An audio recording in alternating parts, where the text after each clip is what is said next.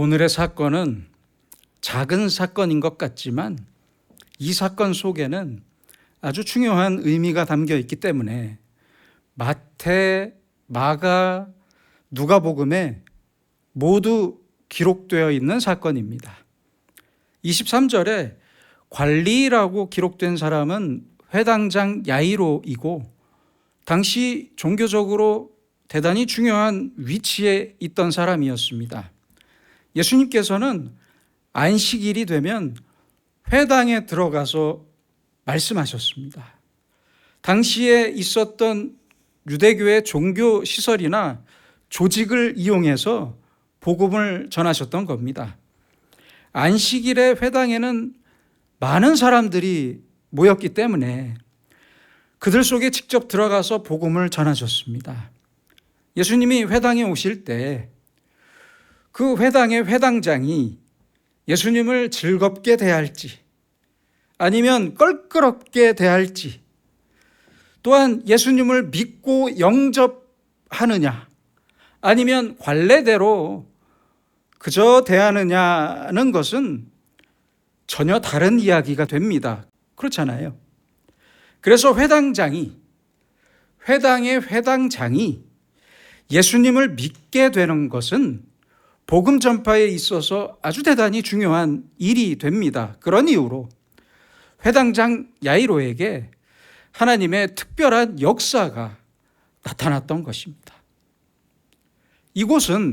지금 이곳은 가버나움이었고 가버나움을 지배했던 로마의 군인은 백부장이었어요. 이 백부장이 예수님을 믿는다는 것은 복음 사역에 있어서 아주 대단히 효과적인 일이 됩니다. 그래서 백부장의 종에게 중풍병이 있었고 중풍병이 생겼고 백부장은 예수님 앞에 달려나와서 자기의 종을 고쳐달라고 간청했던 거예요. 예수님께서는 그의 믿음을 보시고 하인의 병을 고쳐주셨습니다.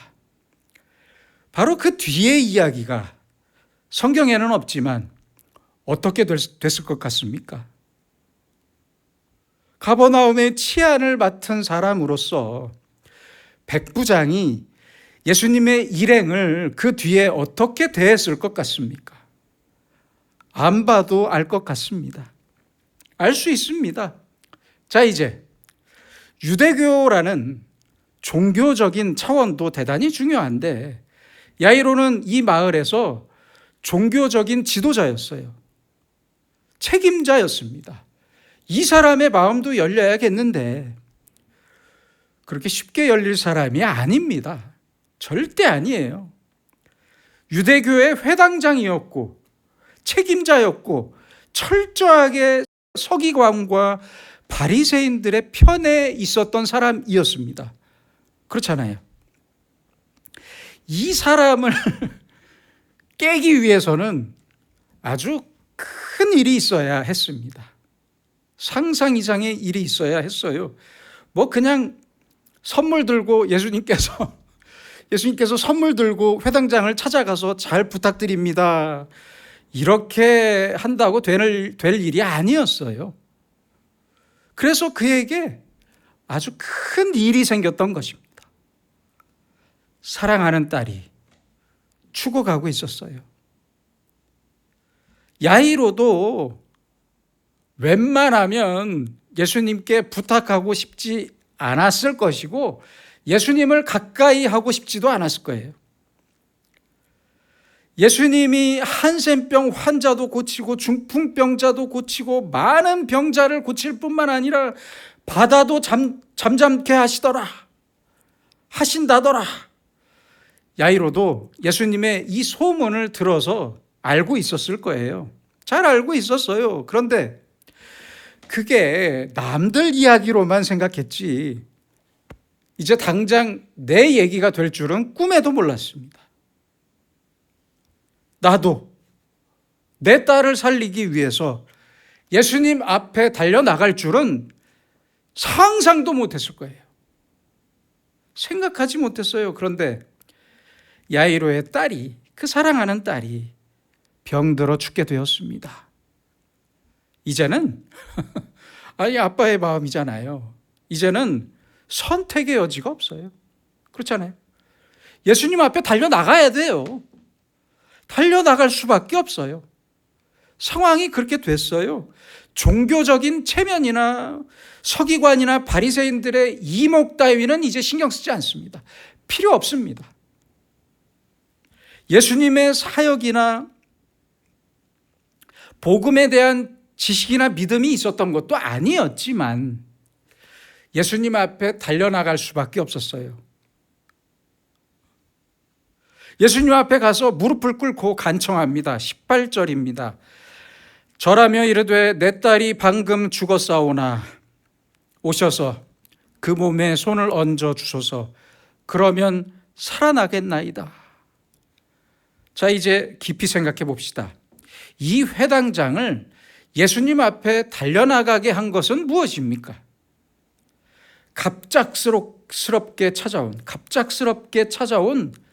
딸의 병이었습니다. 그렇잖아요? 그래서 이 사건은 예수님의 이적을 통해 나타난 하나님의 말씀이고 하나님의 손길이고 하나님의 역사입니다. 이것을 잊지 말아야 합니다. 그저 우연히 일어난 일이 아니라는 말씀이에요. 이 사건을 단편적으로만 본다면 야이로의 딸이 죽음에서 살아난 것만 기적으로 생각하기가 쉬워요. 그렇죠? 그러나 좀 더 깊이 생각하면 살아나기 전에 죽을 병에 걸린 것이 기적이었습니다. 그렇잖아요. 멀쩡하던 딸이 병들어 죽게 되었던 것이 기적이었어요. 왜요? 야이로를 예수님 앞에 달려 나오게 하기 위해서 예수님 앞에 무릎을 꿇게 하려고 야이로가 예수님이 어떤 분인지를 알게 하기 위해서 이루어진 사건이기 때문입니다. 사람들은 남들이 병이 낫고 죽은 자가 살아났다는 이야기를 들을 때 그것을 내 이야기로 소화하기가 어려워요. 그게 사실이에요. 그렇잖아요. 그런데 내 종이 병들고 내 딸이 병들어 죽게 되는 사건이 내 사건이 될 때는 이제 말이 달라집니다. 예외가 없습니다. 백부장이든 회당장이든 이제 예외가 없습니다. 그렇잖아요. 그러므로 우리는 깊이 생각해야 합니다. 일이 잘 되고 성공하는 것만이 기적이 아닙니다. 착각하지 마세요. 제발 부탁입니다. 일이 안 되고 실패하는 것도 하나님의 기적입니다. 하나님의 기적이에요. 건강한 것만이 기적이 아니에요. 오늘 내가 병들었다면 그것도 하나님의 기적이고 하나님의 말씀이고 하나님의 인도하심이고 하나님의 축복입니다. 그 속에 내 병 속에 하나님의 말씀이 담겨 있거든요. 더 중요한 것은 교만한 사람을 당장 무릎 꿇게 했어요. 이게 기적이 아니고 무엇이겠습니까? 마을의 지도자였던 회당장 야이로가 젊디 젊은, 그렇죠? 젊디 젊은 예수님 앞에 나가서 무릎을 꿇고 간청하게 만들었습니다. 예수님, 제 딸이 죽어가고 있습니다. 살려주세요. 그러자 예수님께서 가자고 하십니다. 그런데 지난 시간에 보신 대로 혈루증 걸린 여인을 만나서 시간이 늦어졌어요. 이때 야이로는 아마 발을 동동거리고 그 속이 타들어갔을 거예요. 예수님 속으로 그랬을 거예요. 예수님, 저런 더러운 여자에게 제발 시간 뺏기지 마시고 우리 집에 빨리 갑시다. 그러지 않았겠어요? 이렇게 겉으로 말할 수도 있었겠지만 그는 감히 이렇게 말할 수는 없었습니다. 혈루증 걸린 여인이 낫고 그녀의 말까지 다 듣고, 그렇잖아요. 다시 길을 출발하는 순간에 이게 웬일입니까? 야이로의 집에서 사람이 왔어요. 와서 딸의 죽음을 알립니다. 딸이 죽었대요. 누가복음 8장 49절에 보시면 회당장의 집에서 사람이 와서 말하되 당신의 딸이 죽었나이다. 선생님을 더 괴롭게 하지 마소서. 이렇게 말해요. 딸을 살리기 위해서 예수님께 와서 간청했는데 딸이 죽었다는 소식이 들렸습니다. 이제 야이로는 어떻게 해야겠습니까? 그대로 주저앉고 싶었을 거예요. 그렇잖아요? 여러분, 만약 여러분이 오늘의 야이로라면 어떻게 하셨을 것 같습니까?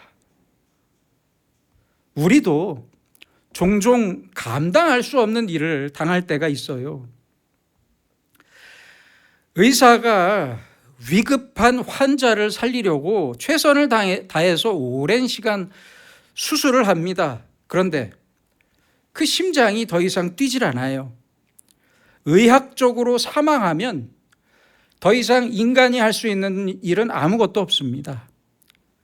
인간의 생명은 심장이 멈추면 끝나는 거예요. 그렇잖아요. 심장이 멈추고 뇌파가 멈추면 끝나는 거예요. 딸이 죽었나이다. 이 소식을 들은 야이로가 무슨 일을 할 수 있겠습니까? 집에 가봐야 아무 소용이 없잖아요. 야이로가 이 말 때문에 큰 충격을 받고 시리에 빠졌을 때 이제 예수님께서 말씀하십니다. 누가복음 8장 50절입니다. 두려워하지 말고 믿기만 하라. 그리하면 딸이 구원을 얻으리라. 인간의 한계, 인간 능력의 끝, 인간의 지식과 인간 생명의 끝에서 우리 인간이 할 수 있는 건 아무것도 없어요. 그러나 예수님은 인간의 한계를 넘어서는 말씀을 하신 거예요. 야이로와 제자들과 모든 사람에게는 끝난 순간이었고 끝이 없고 슬픔과 좌절의 시간이었지만 예수님은 말씀하십니다. 아니다. 가자. 믿기만 해라. 그러면 딸이 구원을 얻을 것이다. 복음입니다. 복음. 야이로가 예수님의 이 말씀을 듣고 예수님을 모시고 가야 합니까? 말아야 합니까? 여러분 같으면 어떻게 했을 것 같습니까? 여러분이라면 다시 예수님을 모시고 갈 수 있겠습니까? 없겠습니까? 깊이 생각해 보세요. 인간의 한계를 넘어 예수님의 말씀을 따라가는 것이 믿음입니다. 넘어야 돼요. 인간의 한계를. 만약 교만하고 고집스러운 사람이었다면 이렇게 말했을 거예요. 아이고 예수님 됐습니다. 그쯤 하면 됐습니다. 아니 이미 죽었다는데 가서 뭐 하겠습니까? 시간이 지체돼서 유감스럽지만 어떻게 하겠습니까? 예수님 저는 이만 가보겠습니다. 안녕히 계세요. 바로 이것이 인간의 한계예요. 한계. 인간의 한계. 죽은 사람에게 의사를 모시고 가는 사람이 있습니까? 없잖아요. 그런데 예수님을 보세요. 가자고 하십니다. 아직 예수님께는 끝난 게 아닙니다. 믿기만 하라. 예수님의 이 말씀을 야이로가 믿었습니다. 믿었어요. 얼만큼 믿었는지는 모르겠지만 예수님을 따라가는 정도까지는 믿었어요. 이만큼의 믿음이 그에게 있었습니다. 야이로는 예수님을 아마 휘청거리는 발걸음으로 뒤에서 따라갔을 거예요. 그런데 집에 가보니 딸의 죽음이 눈앞에 펼쳐집니다. 우는 소리가 들려요. 다들 곡소리를 냈을 거예요. 울고 있었을 거예요. 회당장의 집이라서 집도 크고 사람들도 많았을 거예요. 다 울고 있었습니다. 가족들이 야이로를 보고 달려나와 울면서 말했을 겁니다. 딸이 죽었습니다. 그때 예수님께서 말씀하십니다. 24절입니다. 물러가라. 이 소녀가 죽은 것이 아니라 잔다. 이 말씀에 사람들이 어떻게 반응했습니까? 그들이 비웃더라. 아니, 무슨 말을 하는지 모르겠네. 저 사람이 무슨 말을 하는지 모르겠어. 예수라는 사람이 대체 무슨 말을 하는지 이해가 가지 않네. 딸이 죽는 걸 내 눈으로 똑똑히 봤는데 예수라는 사람 미친 건가? 잔다는 예수님의 말씀을 모두 비웃었어요. 지금 이 시간은 예수님의 초월적인 능력과 비초월적인 사람의 생각이 만나는 순간이었습니다. 만나는 시간이었어요. 인간의 한계로는 예수님의 말씀을 비웃을 수밖에 없어요. 그렇잖아요. 죽은 것이 아니라 잔다. 이 복음의 말씀을 사람들은 받아들일 수가 없었어요. 믿음이 없잖아요. 잔다고 하는 예수님의 그 초월적인 능력을 그들의 상식으로는 절대 이해할 수가 없었어요. 인간의 상식과 경험으로는 상상조차 할 수 없는 일이잖아요. 그래서 비웃었던 거예요. 만약 이 사람들에게 예수님의 초월적인 능력을 확실히 믿는 믿음이 있었다면 예수님께서 이 말씀을 하실 때 죽은 것이 아니라 잔다라고 말씀하실 때 예수님 감사합니다. 웃으면서 그랬겠죠. 예수님 감사합니다. 이제 살았네요. 이렇게 말했을 텐데 믿음이 없었어요. 그래서 비웃었던 겁니다. 누가복음 8장 54절에 보시면 예수님은 사람들의 비웃음을 뒤로 하고 집에 들어가서 딸의 손을 잡고 말씀하셨습니다. 달리다 굼, 소녀야 일어나라. 그리고 기적이 일어납니다. 딸이 일어났어요. 다시 살아났습니다. 예수님은 이미 죽은 사람에게 명령하셨던 거예요. 그래서 예수님은 산 사람에게만 명령하셨던 것이 아니라 죽은 사람에게도 명령하셨습니다. 놀랍지 않습니까? 일어나라. 창조주의 명령이었습니다. 죽은 사람이 이 명령을 듣고 일어나게 됩니다. 우리를 구원하신 구세주의 명령입니다. 바로 이 말씀에서 우리 기독교의 사망관을 살펴볼 수 있습니다. 확실히 알 수 있습니다. 사도 바울도 데살로니가전서 4장 13절에서 말씀했습니다. 형제들아, 자는 자들에 관하여는 너희가 알지 못함을 우리가 원하지 아니하노니 이는 소망 없는 다른 이와 같이 슬퍼하지 않게 하려 함이라. 이미 죽은 자들을 자는 자들이라고 말씀하셨어요. 자는 자들. 왜 그랬을까요? 왜 자는 자들이라고 바울이 표현했을까요? 다시 깨어날 거니까. 다시 깨어날 거예요. 다시 살아나는 게 분명하다면 죽은 게 아니잖아요. 그렇잖아요. 차는 거죠, 잠깐. 죽어서 다시 못 일어난다면, 그대로 끝이라면 죽은 게 맞지만 언제든 다시 일어나서 만날 수 있다면 그것은 긴 잠일 뿐이지 결코 죽은 것이 아니에요. 그래서 예수님은 죽음이라는 단계를 잠자는 단계로 보셨던 것입니다. 신학적으로 대단히 중요한 의미가 있어요. 사람들은 이런 생각을 하잖아요. 아니, 내가 죽을 때 얼마나 고통스러울까? 이걸 걱정하잖아요. 미리 두려워해요. 그런데 너무 걱정하지 마세요. 깊이 잠드는 것과 같아요. 어렵게 생각하지 마세요.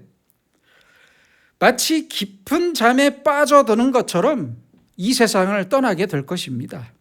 그리고 예수님의 재림의 때에 다시 일어날 것입니다. 그래서 죽은 것이 아니라 자는 거예요.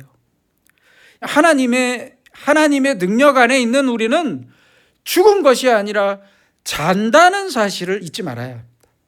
어느 때라도 잊지 마세요. 예수님께서 명령하실 때 우리는 언제든지 다시 일어나게 됩니다.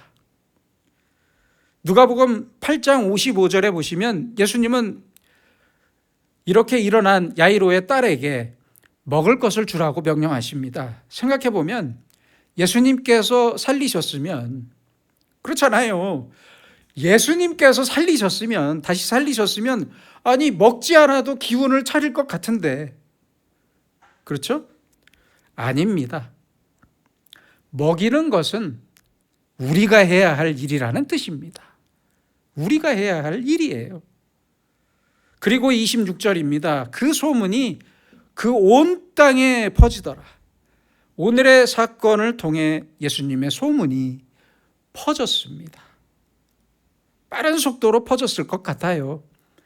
예수님이 죽은 자를 살리셨다. 회당장 야이로의 딸을 살리셨다.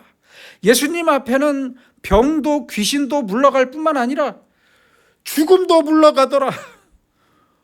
이렇게 소문이 났겠죠.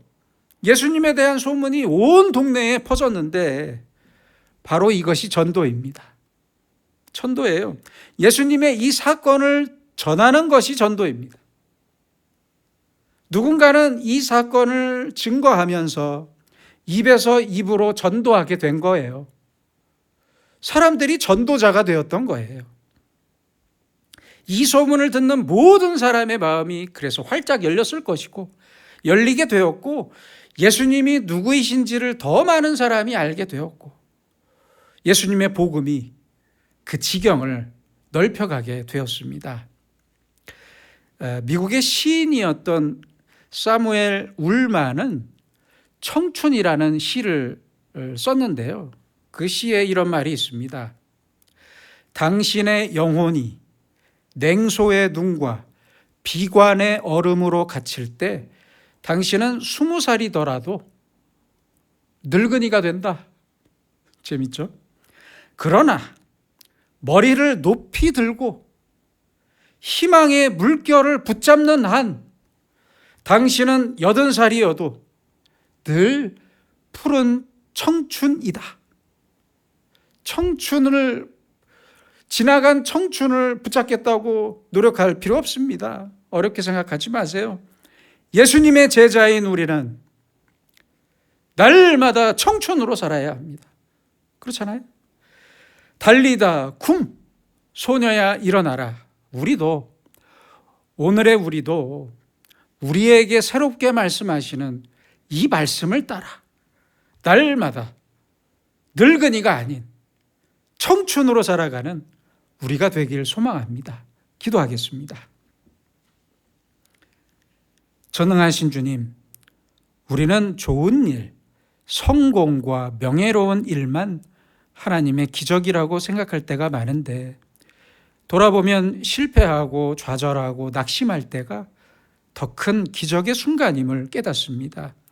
주여 간절히 원하오니 실패 속에서 주님의 더 큰 능력을 보게 하시고, 병들었을 때는 더 감사할 줄 아는 겸손을 주셔서 항상 달리다 쿰 소녀야 일어나라는 주님의 말씀을 기억하면서 몸은 하루하루 늙고 낡아지더라도 청춘의 심장, 예수님의 심장으로 살고 부활의 아침을 소망하면서 주님을 증거하는 주님과 가장 가까운 사람들로 살게 하여 주시옵소서. 예수님의 이름으로 기도드립니다. 아멘.